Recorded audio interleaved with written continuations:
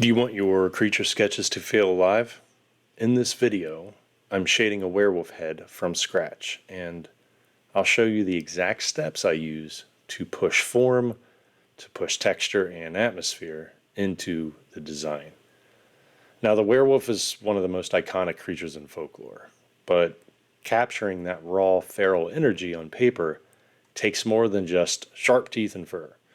So today, I'm going to show you how I shade that head from start to finish. And I just want to say that I'm using a 4B pencil and I'm sketching on moleskin paper. So if you have the tools necessary to draw, it doesn't have to be expensive stuff.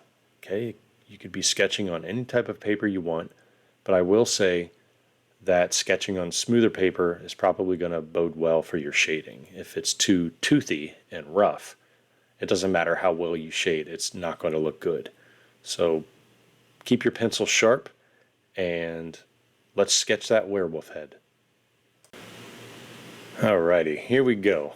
I'm really excited about this drawing because of all the creatures that I draw, werewolves have always been my favorite.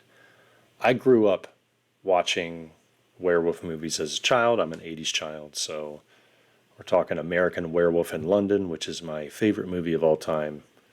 And then we have Howling, then we have Dog Soldiers, Company of Wolves, we have the Underworld movies, we have Van Helsing, we have so many really cool, iconic werewolves out there.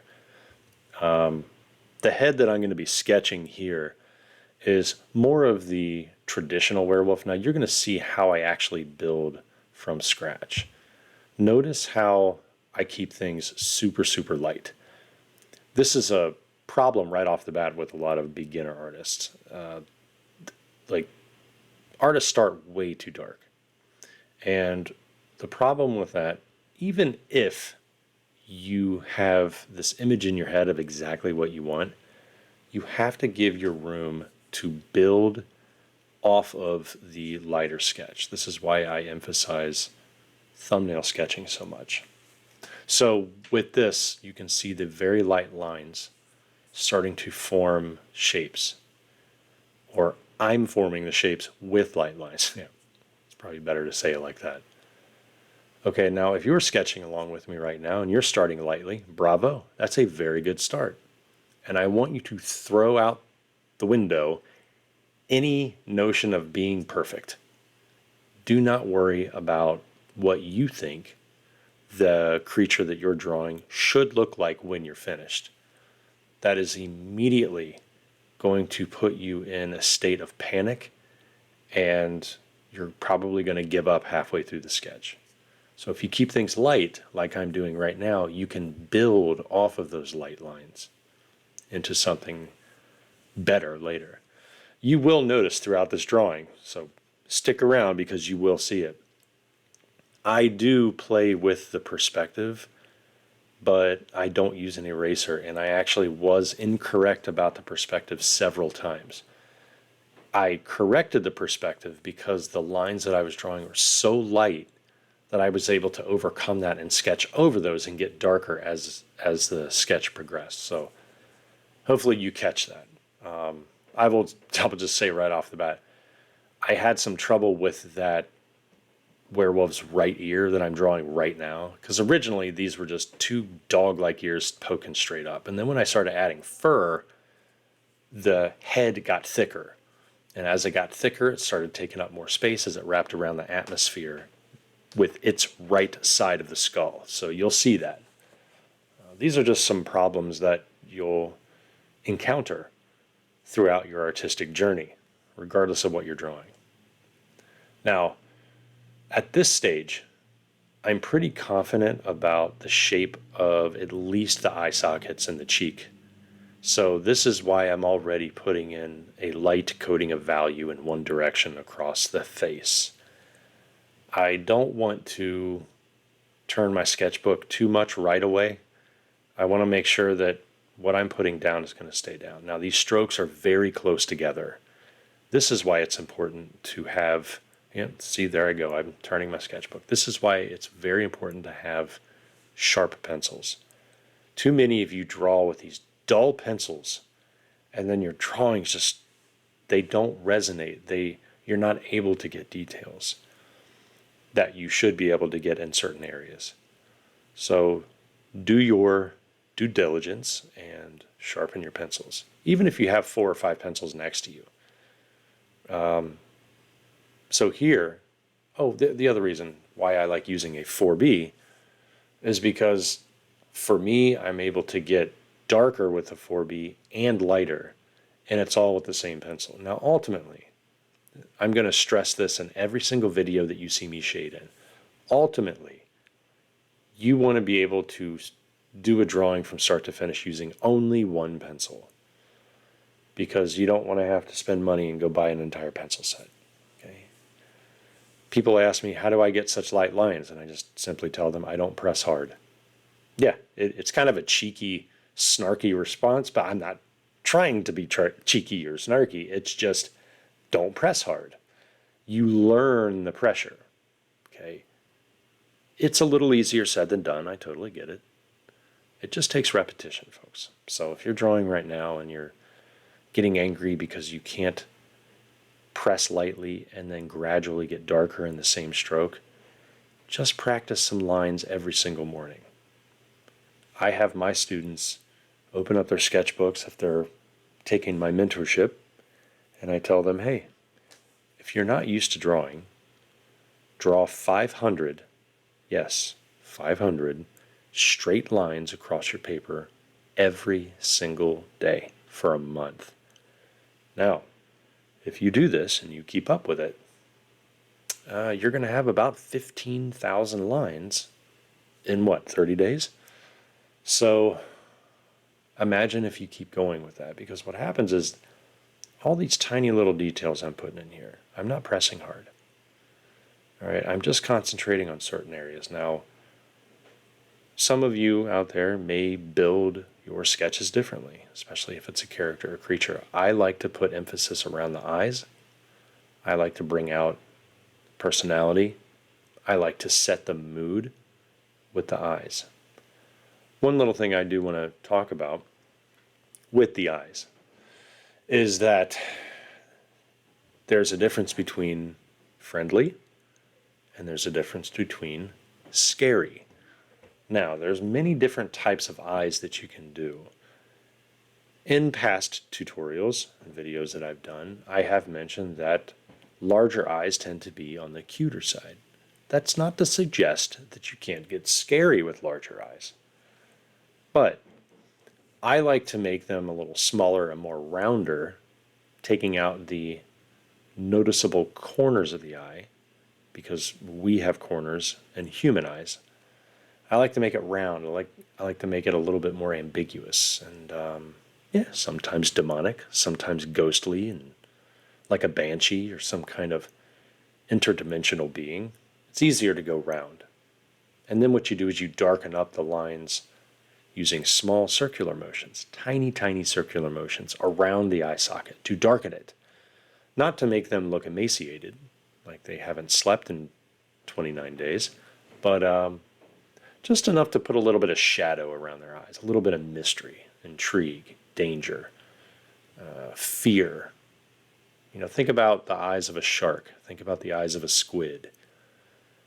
What does the eye of when you look at videos, National Geographic, when you watch Jaws, whatever you want to watch as far as those animals are concerned, the eyes are just round, merciless, jet black, and all they want to do is look at you as they're eating you. The creatures are eating you.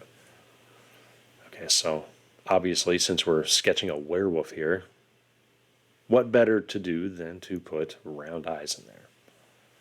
Okay. See, originally I was going to draw a 4-legged werewolf because I had American Werewolf in London in my mind, but I just stuck with the head. The rest of the drawing will probably get finished at some point, but that wasn't the point of this video. So a lot of times, if you have trouble figuring out what to draw, especially if you're doing a creature, just do creature heads. Everything that you could possibly need to learn to draw creatures usually happens in the head anyway. The head is very complicated.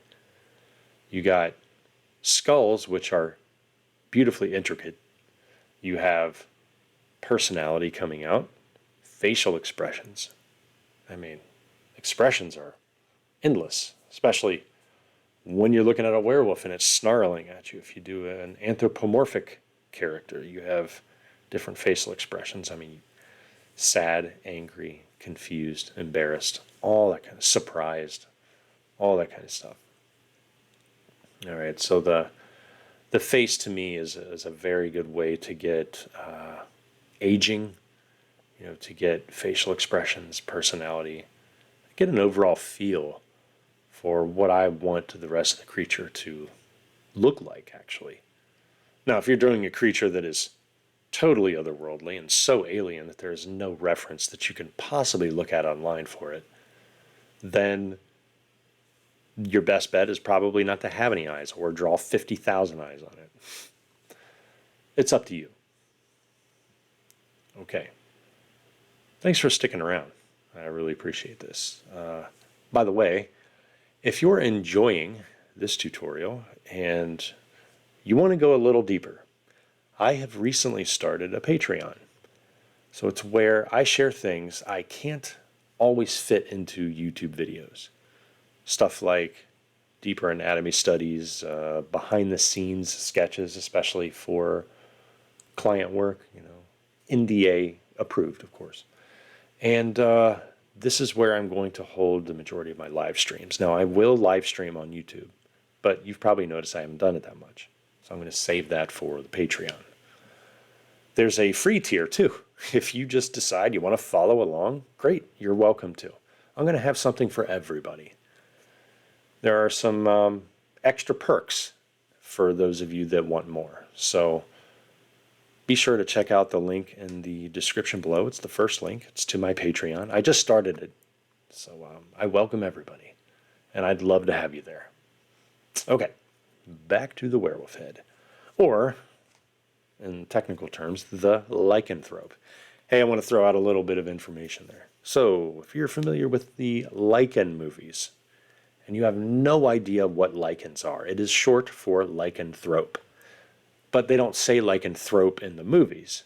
They just want to sound cool and just say lichens. So it does sound cooler, But anyway, just thought I'd throw that out there because I've heard that over the years. People are confused about what a lichen is. And it's just a short version of lycanthrope. Okay, here we go, folks. You can see it start to slowly but surely build up. Now, what I'm doing now is I'm experimenting. I'm exploring the face of this wolf. Notice how there's no hair yet. I originally had a row of spikes going down the spine. Because believe it or not, it wasn't originally going to be a werewolf. It was going to be just a four-legged dog creature, similar to Riddick's pet, in the Chronicles of Riddick. The really cool desert dog that he befriended in the latest Riddick movie. All right. And now that I'm building up some contours, getting some facial, recognition going on there, some muscles, I'm starting to get a little bit more comfortable with it. And I realized, and this is why it's so good to start light and to keep things light, I realized I actually had room to put hair. I didn't get too dark with the skin tone, which is good, because the hair was actually an afterthought. So I just decided to put it in. Now you can see here that this is very important to build atmosphere and to build value. I am putting an entire coating across that head. And I'm going to go in direction number 2, which is going to fill the gaps of the original strokes. And time permitting, I kept it at just a couple different passes. Now, if you are new to that technique, this is something I've developed over the years. I'm not the first person to shade like this, though, but I have found that the way I like drawing things and putting fog and atmosphere in the picture, this is the best way to do it. Because what happens is each new pass, without pressing harder, you actually have a very nice coating without being silly and using your finger. You don't need blending sticks. You don't need erasers. Like, none of that. Relieve the stress, folks. Now, it's a little easier said than done, because if you get stressed out about shading, then there's something else going on that doesn't have anything to do with shading. It's practicing hand pressure. Once you do that straight line technique that I was talking about, 500 straight lines a day, preferably in an 18 by 24 sketch pad, 18 inches by 24 inches.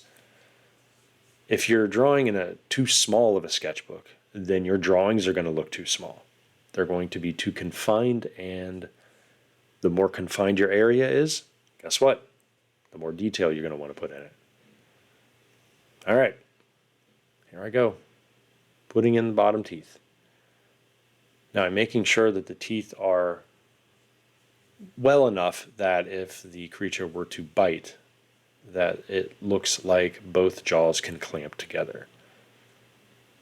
Now, there's something to be said about just drawing something insane and having teeth poking out everywhere. See, not to really change the subject here from teeth to fur, but I'm slowly starting to scratch in light outlines of where the fur is. There was the back, the hunchback. I kept eyeballing that area. I'm like, well, maybe I'll put a leg in there. It's like, no, I didn't put a leg in there. Instead, I just started shading.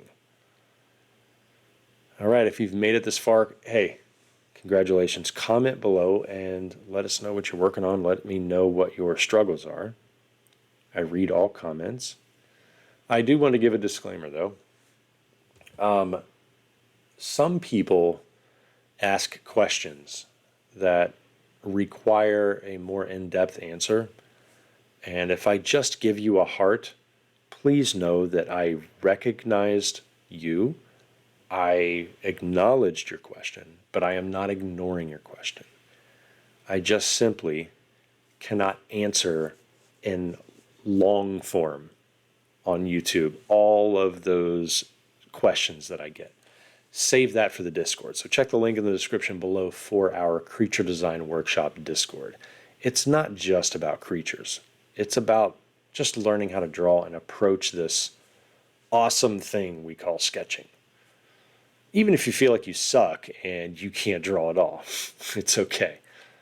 You know, I do read all comments, especially from the trolls. I love you, but you know, please don't troll my channel. But yes, please troll my channel, because it's a lot of fun. I love you all. Anyway, that was probably a terrible invitation to troll my channel, but just try to keep things light. There are the molars coming in. And notice how there's a play on values here. So this is going to be a tricky area. Inside of the mouth. All I have is one pencil. I have teeth started. I have hair started. This is the moment of truth, everybody.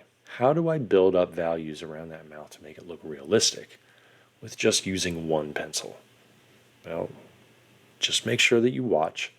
And if you're watching along with me and you're drawing along with me, hopefully by now you're keeping things light and you realize the power of not going too dark. Some of the most powerful drawings I have ever seen in my life had no shading whatsoever. You know, a lot of people throughout the decades have not liked Picasso's art. But what people fail to realize is just how darn good that man was at drawing people.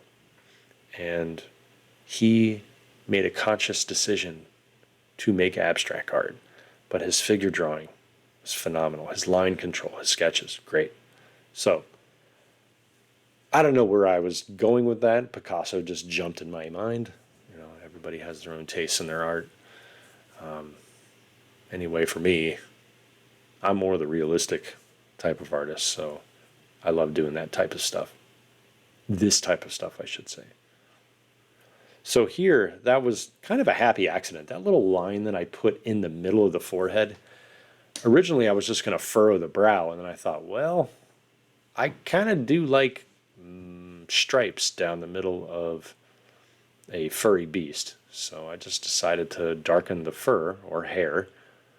I don't know if werewolves have fur. I just started to darken the hair. You notice that the shading that I'm doing right this second, try this out everybody, tiny, tiny little circles that overlap each other. What that does is each new circle that you place down on the paper goes over the previous circle.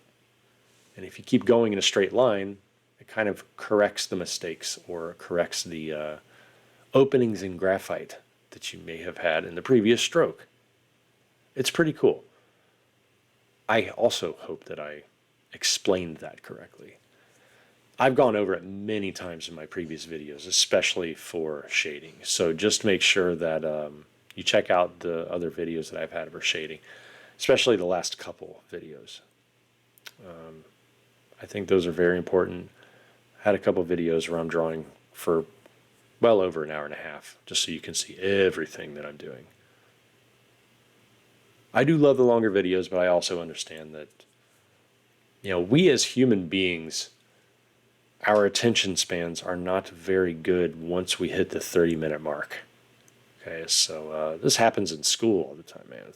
Whew. I remember back in the day in industrial design, we would have the 3-hour studios. Loved it. I loved those times, just drawing with friends and classmates and just big sketchbooks, listening to techno music, drinking Red Bull and all that stuff. But when 30, 45 minutes hit, I was ready to leave. I was ready to just leave the room or go eat Chipotle or something. I don't know. Okay, look what I'm doing right here. The shading is going past the ear. The shading is going past the teeth, past the cheek, past the nose, everything. And it's flowing into the abyss on the side of the werewolf's head. Let that happen. Because notice, the strokes happening right now are lighter than anything I've drawn on the face. So you can't go wrong. Just don't press hard. These things you have to build up over time. Every new direction fills in previous gaps. Now, there are some times when you're illustrating and you may be on pass number 10, pass number 15, and by that time you should have something very smooth. But it takes patience. So there is patience to this. Okay, I'm having fun. I'm having fun just talking about it too.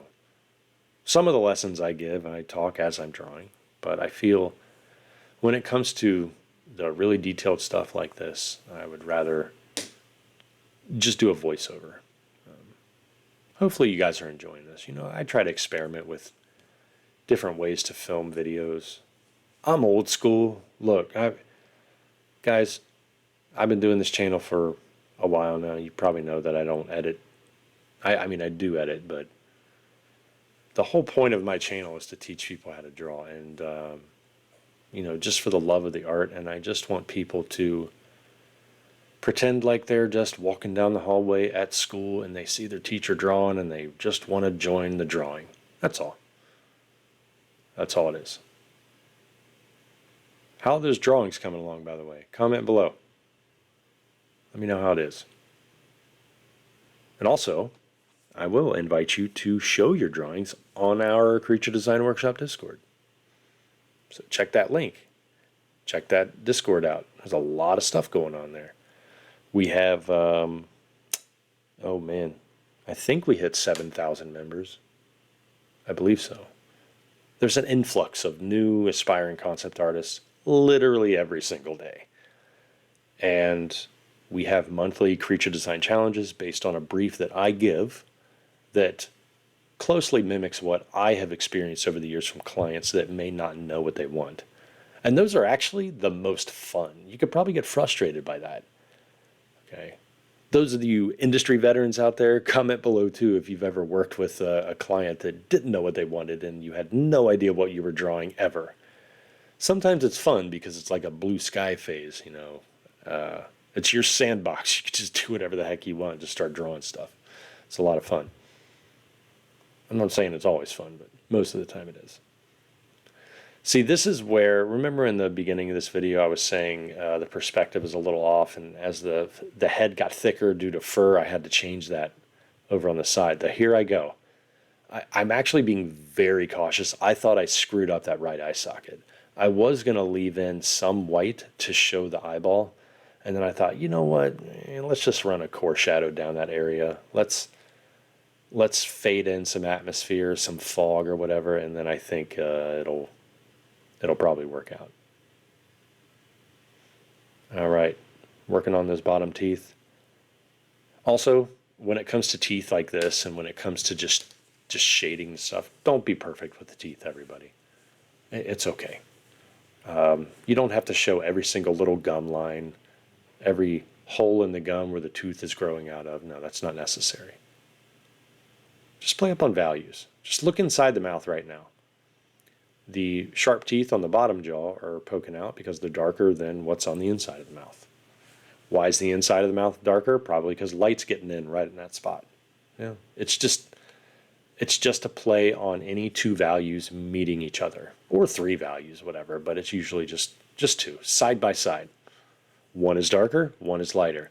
If they're fading into each other, that's a perfect spot for atmosphere, which is exactly what's happening right this second. Do you see the side of the wolf's head? It's so fuzzy that you can't really tell where the cheek is. You can't really tell where its right ear is actually starting. So I'm checking the perspective there, by the way. That's the fun part, everybody. That's not the guessing game, but it's your own interpretation, basically. It's so much fun. So much fun. Adding tiny little circles in there, that's also fun too. To go back to my favorite werewolf movies, the reason I like American Werewolf in London is, Rick Baker is probably one of my favorite artists of all time, the werewolf, or the makeup artist. I called him a werewolf. But, that werewolf is on all fours. And it's rarely been done. I think Company of Wolves did it, and maybe, the Twilight movies had it, but those wolves are so massive. They just look like mastiffs. But with American Werewolf in London, I think one of the things that terrified me most wasn't how it looked, it was how it howled, how it sounded. So, pet peeve of mine is how goofy the werewolf howls sound in movies. I know that sounds kind of weird, right? You get this huge Hulk. I remember when I saw the Wolfman remake with Benicio del Toro, and he looked awesome in that movie. And then he howled, and I'm like, what was that? Or when they put in real wolf sounds, and the werewolf itself is like 9 feet tall, and it's like, no, the dinky little sound isn't going to come out of a mouth like that, But I think the howl sound in American Werewolf in London is still the most terrifying thing I've ever heard in a movie. It's just terrifying, especially if you're, have it on surround sound. And I remember when surround sound was really popular in the 90s. You better believe we had all of our movies on surround sound then. You probably noticed by now that I like talking about movies when I'm drawing. So, I like watching movies when I draw too. If it's not movies, it's crime shows. So I don't know where I get that combo from, and they're just fun. It's kind of like mindless television that you just watch while you're drawing. You want to watch those shows that you don't have to think hard about. Okay, so back to the drawing here. Notice how I'm not putting in facial muscles per se, but it's more of the hair sitting on top of what the muscles are doing underneath it. So that's why I'm doing these small, tiny little markings and just kind of walking the pencil around the picture and just exploring. The thickness of that chin area, the whole body, man, I'm really, really glad I stayed as light as I did.